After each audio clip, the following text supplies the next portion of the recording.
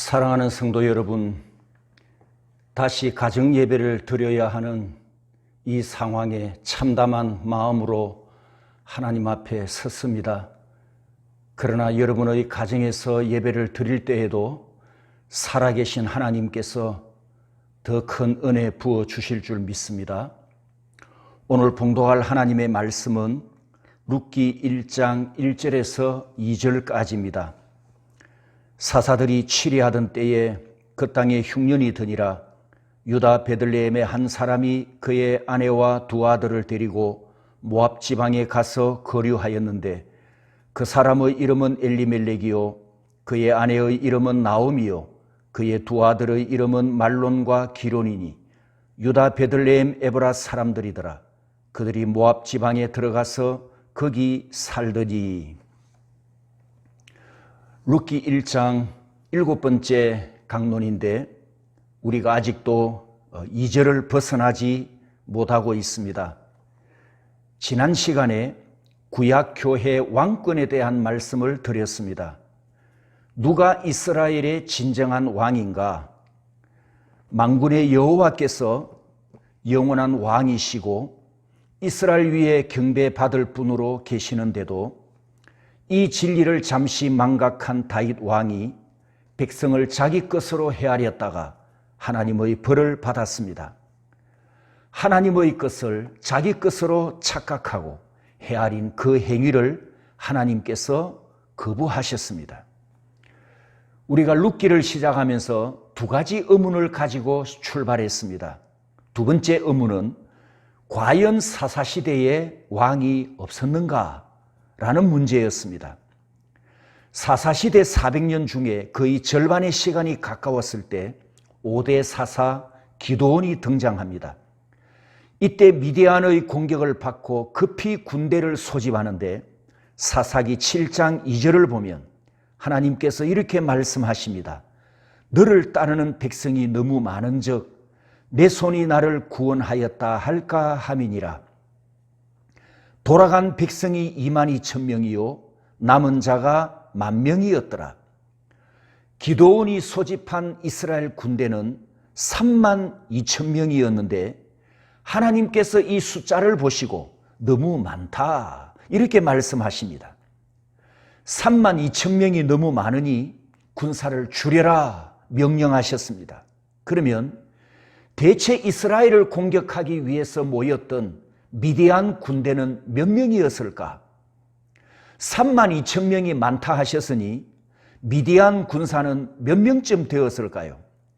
사사기 8장 10절에 보면 칼든 자 12만 명, 남은 15,000명. 이스라엘과 싸우기 위해 참전한 미디안 군인은 13만 5천 명입니다. 여기에 맞서 싸울 이스라엘 군인은 몇 명이라고요? 32,000명. 자, 여러분 13만 5천 명 대 32,000명이 많다, 적다? 하나님께서 많다고 하신 이유가 무엇일까요? 사사기 7장 2절에 이렇게 말씀하십니다. 여호와께서 기드온에게 이르시되 너를 따르는 백성이 너무 많은즉 나를 거슬러 스스로 자랑하기를 내 손이 나를 구원하였다 할까 함이니라. 그렇습니다. 하나님께서 인간의 연약함과 약점을 정확하게 알고 계셨습니다. 자만하기 잘하고 교만하기 잘하고 인간의 본성, 자랑하는 인간의 그 본성을 하나님은 너무나 잘 아십니다. 여러분이 삶에서 뭔가를 성공한 후에 성취감이 충만해지는 경험을 하지 않습니까? 여러분, 바로 이 순간이 아주 중요한 순간입니다. 성취감이 충만해지면 정신적으로, 감정적으로 업이 되지요. 그리고 육신적으로 좋은 감정이 최고로 올라갑니다. 우리 몸에도 아드레날린이 분비되면서 주체 못할 정도로 에너지가 몸에서 막 폭발함을 느낍니다. 아이들의 모습을 보면 알 수가 있죠. 아이가 가장 갖고 싶어 하던 장난감이나 선물을 사주면 아이는 두 가지 반응을 합니다. 첫 번째, 그 선물을 준 부모에게 달려와서 목을 끌어안고 뽀뽀를 합니다. 기쁘고 감사하다는 감정의 표현인 거죠. 그 다음에 두 번째 아이의 행동은 깡충깡충 뛰는 과격한 액션을 합니다. 이때 몸에서 분비되는 아드레날린이 솟구치기 때문입니다. 사업가가 감당할 수 없는 큰 거래를 성사시켰다든지, 공부 실력이 보통인데 시험을 쳐서 고득점이 나왔다든지, 수익을 30%만 예상을 했는데 500% 수익을 올렸다든지, 내 능력, 내 한계를 초월하는 기쁨이 있을 때 그 기분, 그 감정은 핵폭발 같은 파괴력을 가지면서 내 안에서 막 솟구친단 말이죠. 성도 여러분, 바로 이 순간이 사단에게 찬스가 되면서 기회를 놓치지 않는 사단은 반드시 틈을 타고 우리를 공격합니다. 기뻐하는 여러분에게 곁에서 박수를 치며 응원을 해줍니다. 성공한 당신에게 칭찬과 격려와 명예심을 고취시키기 위해서 아낌없이 곁에서 응원을 해줍니다. 우리가 지난주에도 찬양을 불렀고 오늘도 부르겠습니다만, 세상의 유혹 시험이라는 찬양에 이런 가사가 있습니다. 거짓과 속임수로 가득 찬 세상에서 어디로 갈지 몰라 머뭇거리고 있네. 공중의 권세 잡은 자 지금도 우리들을 실패와 절망으로 넘어뜨리려 하네. 전쟁은 나에게 속한 것 아니니 전쟁은 하나님께 속한 것이니, 전쟁은 나에게 속한 것 아니니 전쟁은 하나님께 속한 것이니. 이 찬양 가사처럼 사단은 나를 공격할 틈을 항상 노려보고 있습니다. 감정에, 생각에, 의지에, 육신에. 여러분, 사단도 전인적으로 우리를 지원하고 응원하고 내 편 들어주는 것처럼 하면서 결국 나를 넘어뜨리기 위해서 공격하고 있음을 잊지 말아야 합니다. 여러분이 성공했을 때 박수 쳐준단 말이죠. 그래, 내가 잘했어. 내가 성공했어. 넌 훌륭한 사람이야. 여러분, 이 문장의 문제가 뭡니까? 바로 주어입니다. 주어. 주어를 유의하십시오. 사사기 7장 2절에 보면 주어가 바뀌는 것을 보게 됩니다. 하나님께서 기드온에게 말씀하실 때 너를 따르는 백성이 너무 많은즉 나를 거슬러 내 손이 나를 구원하였다 할까 함이니라. 여호와인 나를 거슬러 이스라엘 내 손이 나를 구원하였다 할까 함이니라. 주어가 하나님을 의미하는 나를에서 이스라엘을 의미하는 내 손이로 바뀌는 것을 보게 됩니다. 하나님께서 바로 이 부분을 걱정하셨습니다. 여러분, 사실 주어가 이렇게 바뀌는 것은 우리에게도 흔한 모습입니다. 사무엘상 22장에서 다윗이 하나님의 승리였습니다, 하나님의 은혜였습니다 이렇게 고백을 해놓고, 주어를 하나님이십니다 이렇게 고백을 해놓고 24장에 와서는 내가 했다, 내 것이다, 내 백성이다 라고 이 주어를 자신의 이름으로 바꿔버린 것처럼 우리 삶에도 이런 순간이 많습니다. 항상 범사에 순간순간 하나님을 생각하지 않으면 언제나 내가 주어 인생으로 살아가게 됩니다. 바꾸어서 표현하면 항상 범사에 순간순간 하나님과 동행하지 않으면 언제나 셀프 주인으로 살아갑니다. 지난 시간에도 말씀드린 것처럼 내가 청지기 신앙을 잃어버리는 순간 자기 인생의 주어는 바뀌게 됩니다. 다윗이 바로 이 실수를 했던 겁니다. 인생의 주어가 언제나 하나님이셔야 하는데 자신으로 바뀌게 되는 중요한 또 하나의 원인이 있습니다. 로마서 11장 36절 제가 읽어드리겠습니다. 이는 만물이 주에게서 나오고 주로 말미암고 주에게로 돌아감이라. 그에게 영광이 세세에 있을지어다. 아멘. 주에게서 나오고 주나, 주로 말미암고 주말, 주에게로 돌아감이라. 주돌. 여러분 로마서 강론에서 들은 말씀 기억나시지요? 주나, 주말, 주돌. 주나가 주말을 맞이했다가 주돌한다. 성경에 이렇게 표시해 놓으면 암기하기가 쉽습니다. 모든 인간의 표가 무엇이어야 한다고 말씀합니까? 주나, 주말, 주돌. 주나 인생, 주말 인생, 주돌 인생. 여러분 로마서 11장 26절은 인간이 결코 교만할 수 없는 두 가지 중요한 진리를 증거하십니다.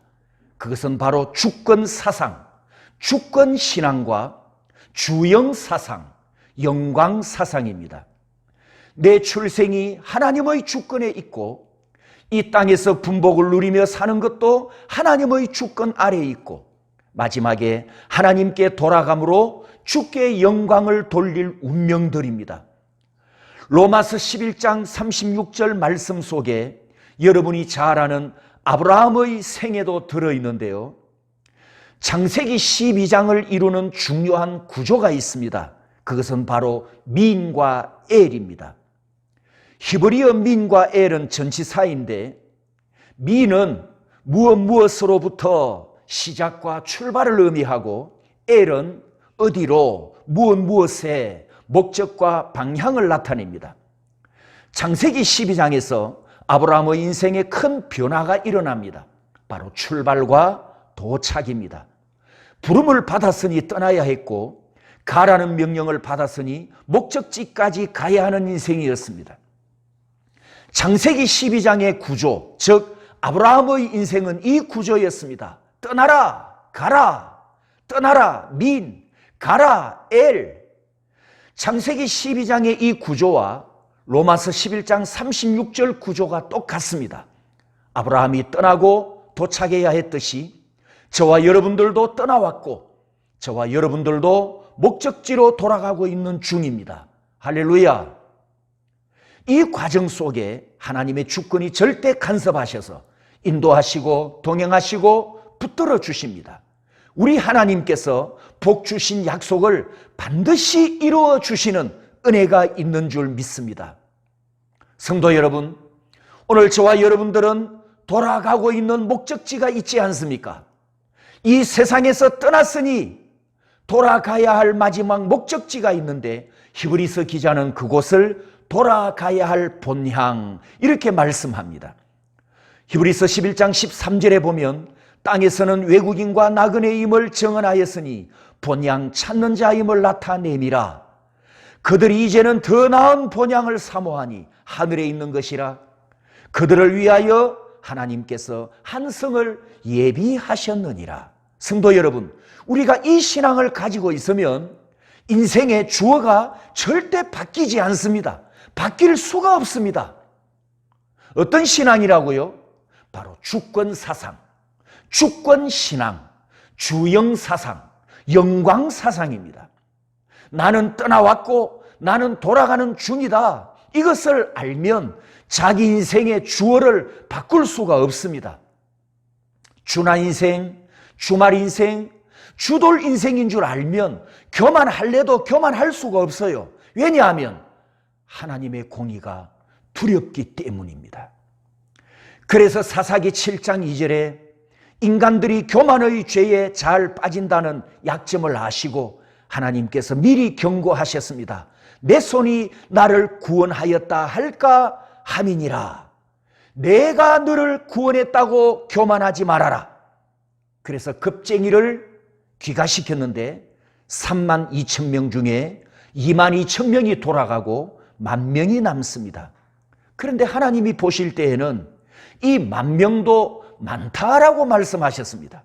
그래서 사사기 7장 5절부터 보면 이 10,000명을 데리고 물가로 데려가서 물을 마시게 하는데 무릎을 꿇고 입으로 물을 핥아 먹는 사람들과 무릎을 꿇었으나 손으로 물을 떠서 손바닥에 있는 물을 핥아 먹는 사람을 두 패로 나누는데 이 손바닥을 떠서 물을 마신 사람은 300명이었습니다.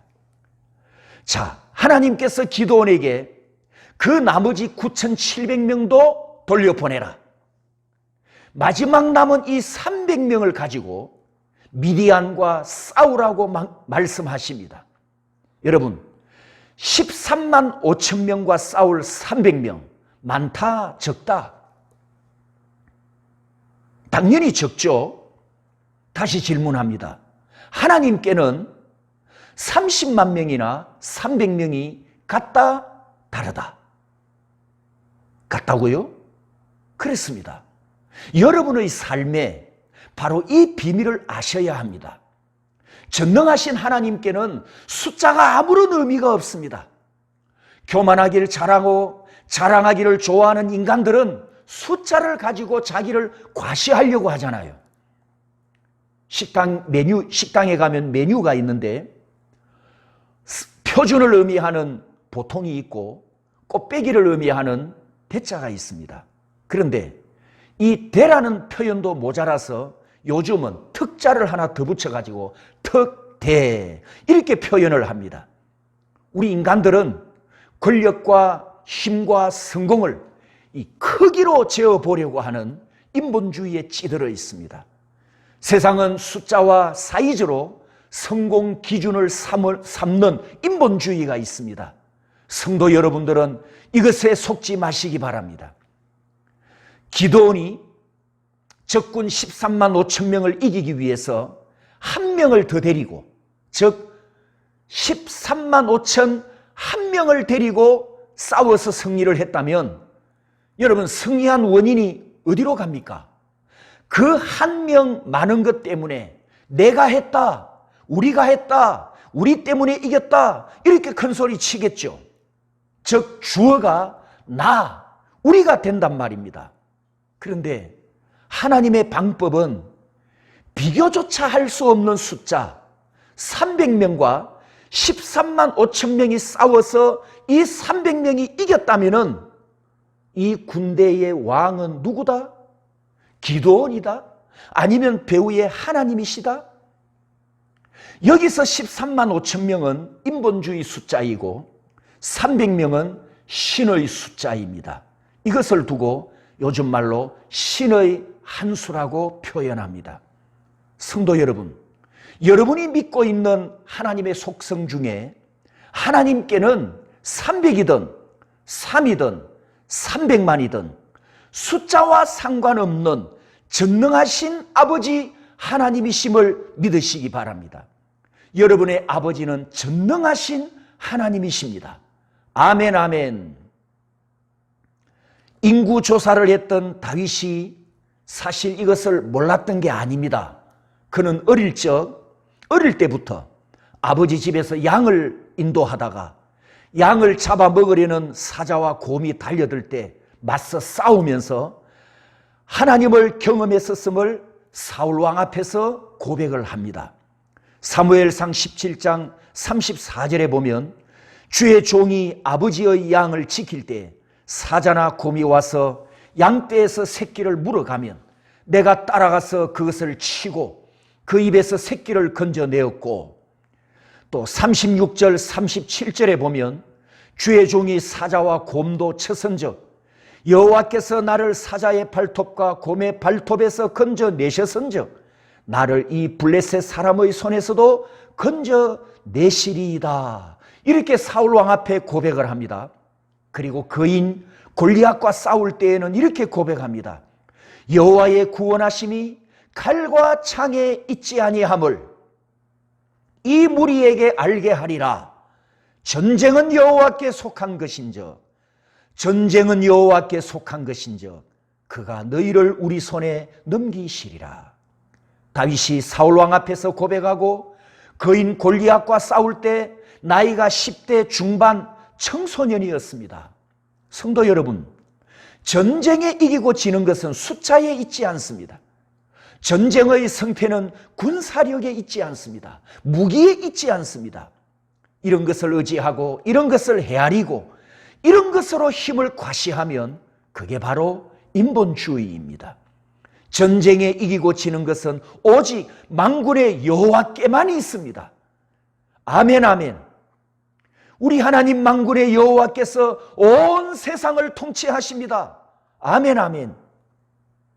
기드온이 꼴랑 300명을 데리고 13만 5천 명과 싸운 전쟁에서 진정한 왕이 누구신가? 그걸 보여주셨단 말입니다. 이런 여호와를 왕으로 고백하는 상남자 이름을 가진 엘리멜렉이 사사시대가 끝나갈 때쯤 등장합니다. 엘리멜렉 이름은 알렙으로 시작하는데 알렙은 히브리어 알파벳 첫 글자이고 이 알렙을 첫 글자로 시작하는 히브리어 단어가 굉장히 많습니다.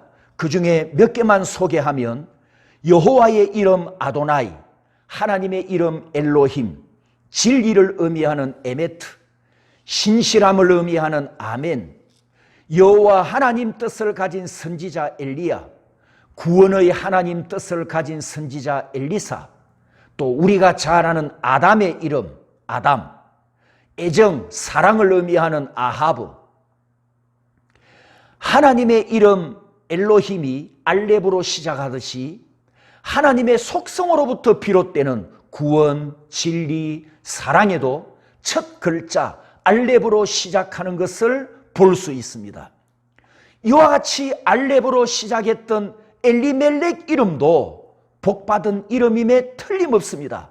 하나님은 나의 왕이시다. 왕권이 내게 있다. 내게서 왕이 나리라. 여러분, 최고의 뜻을 가진 상남자였단 말이죠.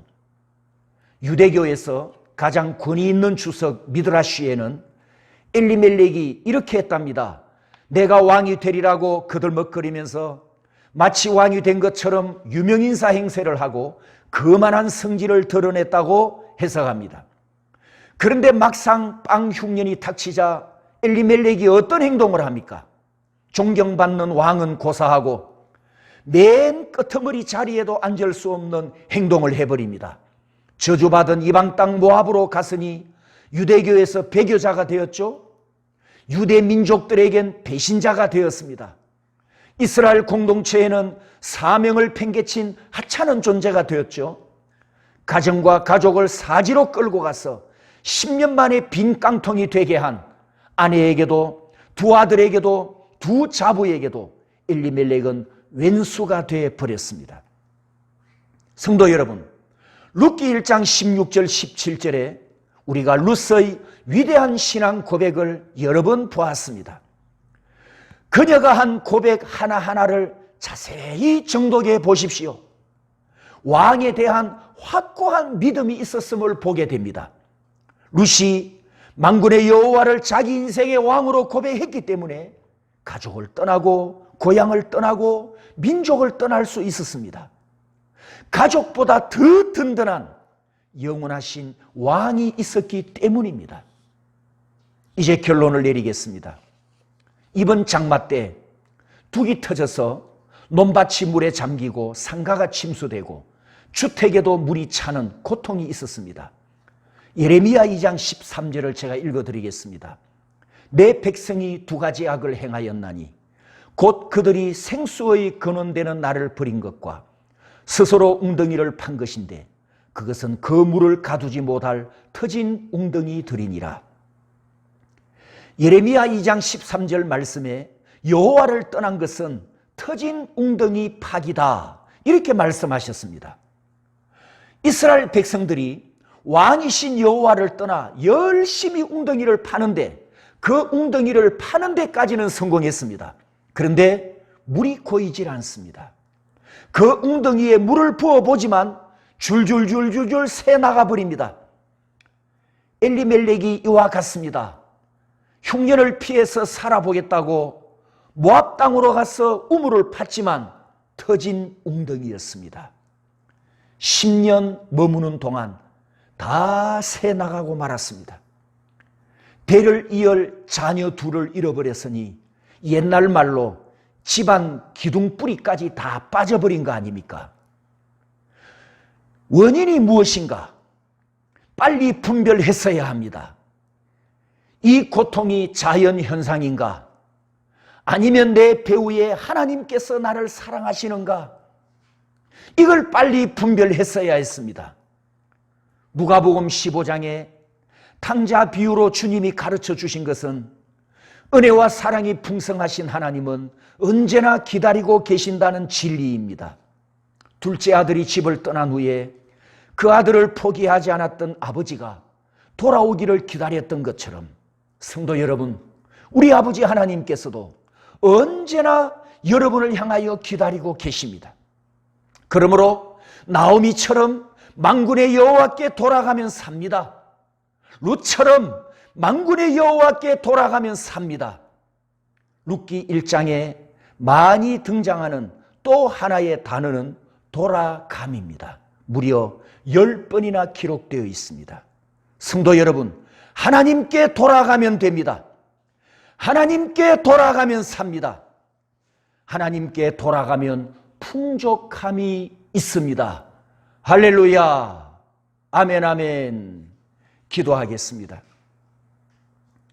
만군의 높으신 여호와 하나님, 어디에나 살아 계셔서 역사하시는 하나님, 오늘도 흩어져서 드리는 이 경배와 찬양을 각 가정에서 하나님께 올려드릴 때 예배를 헌명하시고 예배자를 헌명하시는 줄 믿습니다.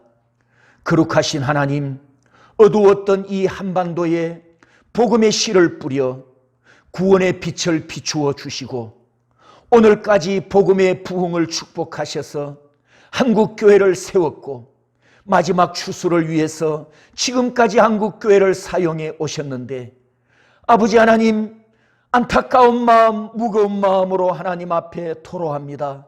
대한민국 교회에, 이 대한민국 땅에 복음의 빛이 꺼지지 않도록 지켜주시옵소서. 내 예배와 찬양 소리가 중단되지 않도록 보호해 주시옵시기를 원합니다. 사람에게 맡길 수가 없습니다. 우리의 모든 미래를 하나님의 주권에 맡겨드립니다. 전능하신 아버지 하나님께 맡겨드립니다.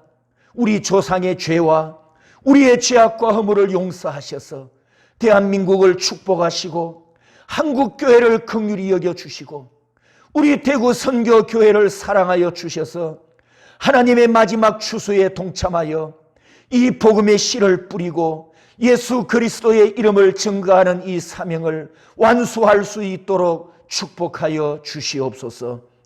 코로나 바이러스 위험으로부터 우리 모든 성도들, 가정, 가족, 그들의 기업과 경영과 직장을 하나님의 싸맥으로 감싸 보호하여 주시며 질병과 싸우고 있는 연약한 자들, 수술 후에 회복을 기다리고 있는 자들, 침상에서 회복되기를 기다리는 연약한 지체들, 하나님께서 그 능력의 손으로 친히 안수하셔서 모든 질병에서 일어나게 하시고 건강하게 회복해 하여 주시기를 간절히 원합니다. 대한민국 운명과 미래를 하나님께 맡겨드립니다. 대통령을 축복합니다. 이 정부를 축복합니다. 하나님의 선한 토부가 이루어지며 하나님의 선한 토부로 이끌고 갈 수 있도록 하나님께서 대통령과 이 정부를 간섭하시고 인도해 주시옵시기를 간절히 원하옵고 원합니다. 거룩하신 하나님 앞에 감사함으로 경배와 물질과 또 헌신을 하나님 앞에 드립니다. 이 물질이 하나님 나라에 하나님의 이름으로 쓰여질 때 아름답게 열매 맺게 하시고 성도들의 기업과 경영과 직장과 직업과 모든 경제에 하나님의 복을 주셔서 하나님 나라의 경제가 되게 하시고 축복의 통로로 쓰임받을 수 있도록 축복하여 주시옵소서. 모든 영광을 하나님께 올려드리며 예수님 이름으로 축복하며 감사하며 기도합니다. 아멘. 사랑하는 성도 여러분, 이 말씀 일주일 동안 붙잡고 의지하시고 그리스도 안에서 하나님의 보호를 받고 승리하시기를 주님의 이름으로 축복합니다. 사랑합니다. 축복합니다. 주 안에서 빨리 뵙기를 원합니다. 할렐루야.